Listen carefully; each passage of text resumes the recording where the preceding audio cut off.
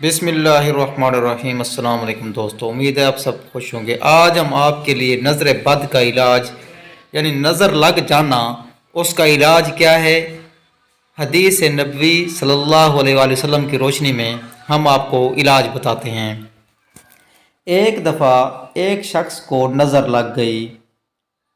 दोस्तों, नज़र बद जो है बहुत ही ख़तरनाक होती है, तो इसका इलाज जो है और कोई नहीं है सिवाय दम करने के।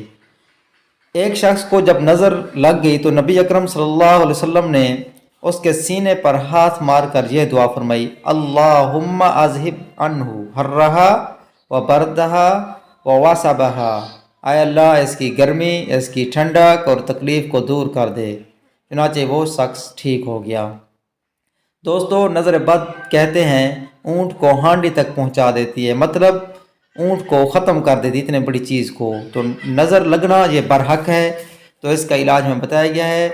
इसके अलावा आपको मैं बताता हूँ सूरत नून जो तबारकल्लज़ी सिपारे 29वें सिपारे में मौजूद है, उसकी आखिरी जो आयत है उसको 11 मरतबा, शुरू में 3 मरतबा दुरूद शरीफ और आखिर में 3 मरतबा दुरूद शरीफ और 11 मरतबा उस आयत को पढ़कर नज़र वाले मरीज़ पर दम करें। इंशाअल्लाह बहुत ही फ़ायदा होता है। वैसे भी बच्चों पर यह दम सुबह शाम लाजमी करना चाहिए, क्योंकि बच्चे इधर उधर फिरते रहते हैं।